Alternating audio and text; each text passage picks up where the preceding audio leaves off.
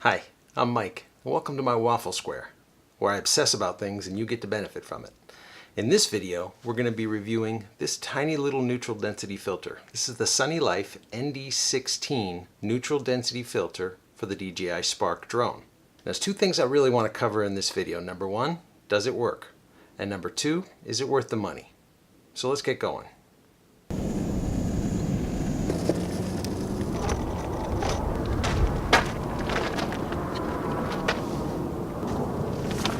Bills, politicians, magazines, bills, magazines, catalogs.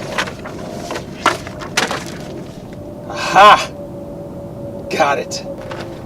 Awesome.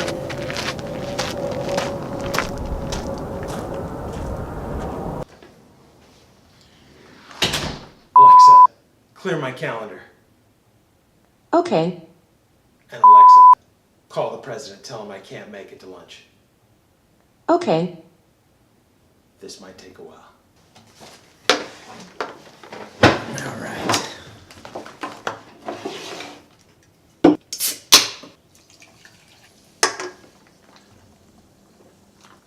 Oh, that's good. So, I've been stuck in a waffle square about making my videos look more cinematic. So that brings in this. All the cool guys use knives, so I have this one with my old badge number on it. I thought it'd be fun to use.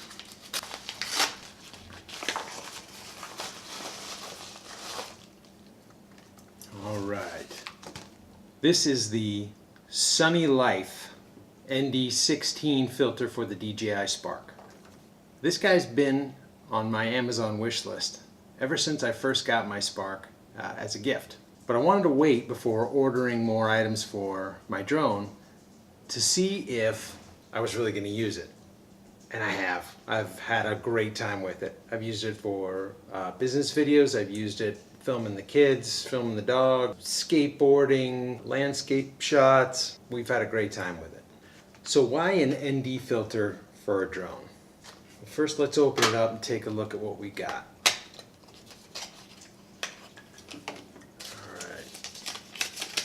Comes with a desperately small amount of instructions, basically 4 steps to installing it. I got a much better picture of that from the website, but that's the same thing. You got a little cloth to wipe it off, and then it comes in a plastic case, similar to a case that you would have earplugs in. When you open it up, there's a little foam piece inside, and there's our tiny little filter. So, getting back to the question, why an ND filter for a drone? One of the things I've learned about camera settings to make your footage look more cinematic is you want to shoot in 24 frames per second. If your camera doesn't allow that, then 30 frames per second. That's pretty standard in a lot of cameras, and the DJI Spark is no exception. And in fact, the DJI Spark has a baked-in 1080p 30 frames per second. You can't adjust that. So if we're shooting at 30 frames per second, then the goal would be to keep our shutter speed down to 60. That is called the 180 rule. There's tons of videos out there explaining that a whole lot better than I can. But here in Las Vegas, if you have the frame rate down to 60, even if you turn the ISO down to 100, you really can't shoot outside. It's so bright out. Everything will get blown out. So in comes the ND filter. An ND filter is basically sunglasses for your camera or for your drone lens. I made a video to show what I mean. On this very camera here, my 6D Mark II, I have a variable ND filter. So I went outside and I started with it turned down to its minimum level where it barely has any effect. And then I slowly dialed up incrementally, and you can see that footage change and get a lot better. And then I go back the other way and it gets blown out again. So that's the benefit of an ND filter when you're shooting video. If you're just shooting still shots, a camera can handle and adjust at the proper shutter speed. But we're looking at cinematic video. So we need to put some sunglasses on our camera lenses if we want to stay at that 180 rule. Now you might be asking, can't a drone just adjust for that kind of sunlight? Yes, it does. But it does that by upping the frame rate. And when you do that, you lose that motion blur that you get with that perfect 180 rule. So I ordered this filter, as you can see on this screenshot, August 26th of this year for $17.59. Now this was not an Amazon Prime order, so it took a sloth-like 2.5 weeks to get here from China. During the time I was waiting for the ND filter to arrive, I went back and read some of the reviews that weren't there when I first added it to my wish list. So about half of those reviews said they were having issues with gimbal overload. And I can only imagine they're talking that the weight of this tiny little filter was too much for the DJI Spark. So that's got me a little unnerved. That's going to be part of this review. Does it even work? Now when I looked at the pictures on the Amazon page for this ND filter, it said that it weighed 0.06 grams. That's not a lot. So let's check and see if that's accurate. It's not even registering on this scale. So what do you say we put it on the drone and see if we get an error code? I got this awesome case off of Amazon. I'll put a link in. But as you can tell here, it fits everything that I need. It's got a couple spare batteries, the unit itself, and the remote. So let's get it all set up and we'll come back and see if we're getting any error messages. Right, got the remote hooked up to the iPad. They're linked via Wi-Fi. Now let's put this little filter right over the lens and then it should click into the back, and it does really easy. That was super simple. All right, we've got the remote linked to the iPad and we've got the Spark connected and it's fired up. I got it sitting on this yoga block so that we don't have any issues with the gimbal bumping on the table. And let's do a couple up downs here. That gimbal's operating up and down. No problem there. I'm not getting any error messages on the screen, so that's a good thing. I think we're ready to take it out and fly it. Let's do some comparisons. We'll fly with and without the ND filter, and I'll show you the differences in how I had to adjust the settings in manual mode. Alright, so I first went in the backyard, launched the drone with the ISO at 100 and the shutter speed at 60. And as you can see, it's completely blown out. Not even useful. So I landed it, and as you can see here with the drone still running, I clipped the filter on. No error messages, and what a difference. So I was able to set it to 60 shutter speed. I even had to bump the ISO up to 200 because it had shaded the lens so much in the late afternoon. Alright, so now here's the same shot with the filter, and as you can see, all the color has come back. The sky, you can see the clouds and the blue sky behind them, all different shades of green in the plants. You can also see what the Las Vegas summer has done to our poor lawn. And as we're heading up on a front shot straight towards the pirate shipwreck and back. Here's one with the contrast setting in LumaFusion. Really nice cinematic kind of flat look. Here is an overhead shot, ascending. Got a nice spin in it, kind of like the end of a scene. Nice. Coming down, and a descending shot.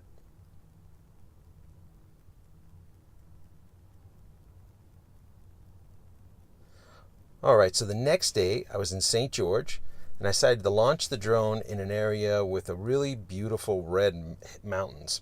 So without the filter, I had to bump the shutter all the way up to 800 to get the histogram on the left there to look like a proper exposure. And then I launched the drone.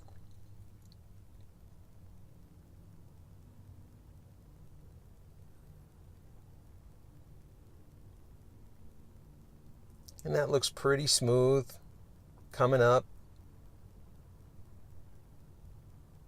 lot of contrast in the dark areas of the mountaintop. And here's a panning shot.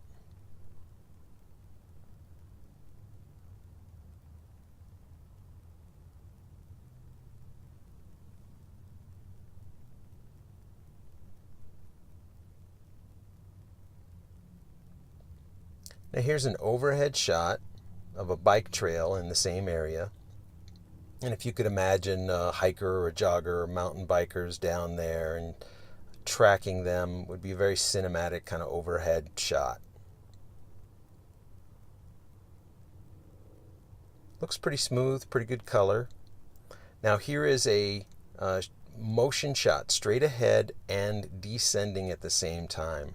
Really nice cinematic type of shot to do with the drone. The sky looks just a little bit blown out, not a lot of difference between the cloud and the sky color. Plenty of different shades of green, however, with all the plants. And then here's just a straightforward shot along that same path.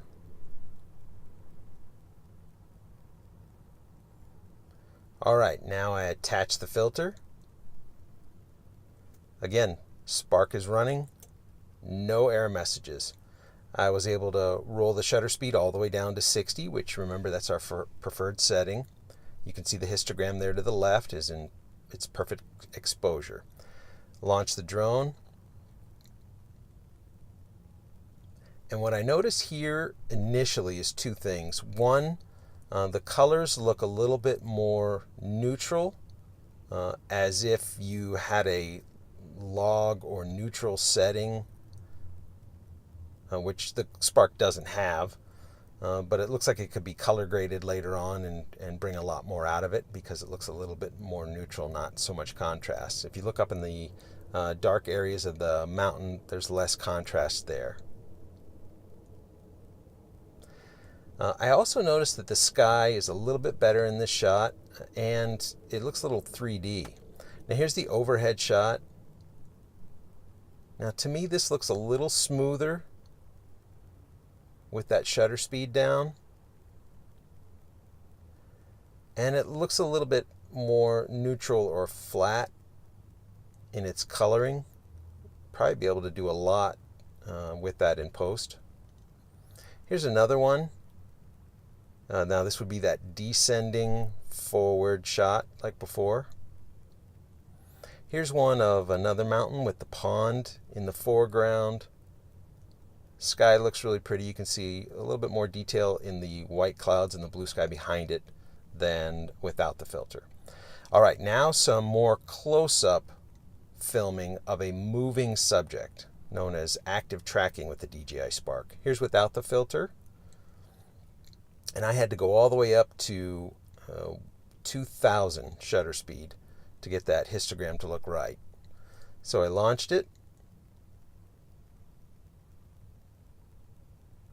Here's no filter, shutter speed 2000. This is a follow mode.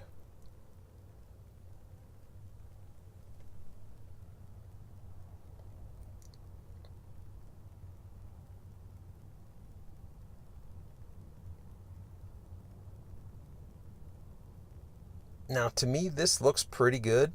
I would say it looks like the contrast is pretty high. My shirt and my pants look very dark, and the shadows underneath the plants look very dark. Might be a little bit more difficult to do a lot of color adjustment in post, but still pretty good.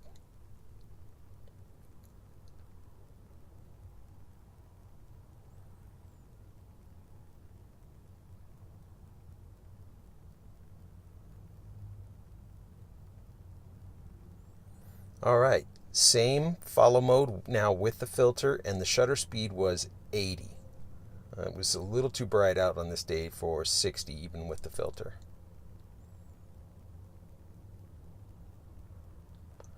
All right, now as I look at this, I see it looks a little smoother, a little bit more cinematic. Look at that car behind me. It looked like pretty good motion blur there. And then the main difference, I noticed less contrast. So the shadows underneath the plants and things didn't seem quite as dark. It looks just a little flatter.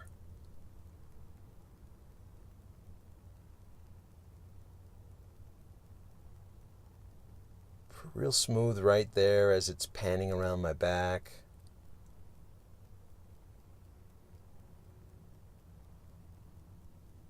That's a pretty nice shot. All right, now this is a side follow, no filter.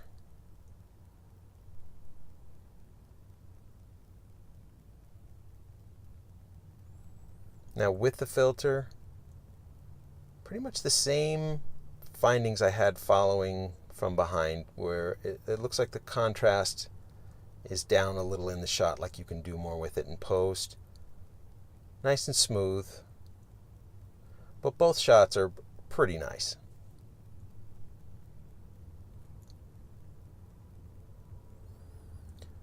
All right, here's a going away shot, no filter. Take a look at the sky. Not a lot of difference in color, almost looks like different grays. And then here's with the filter.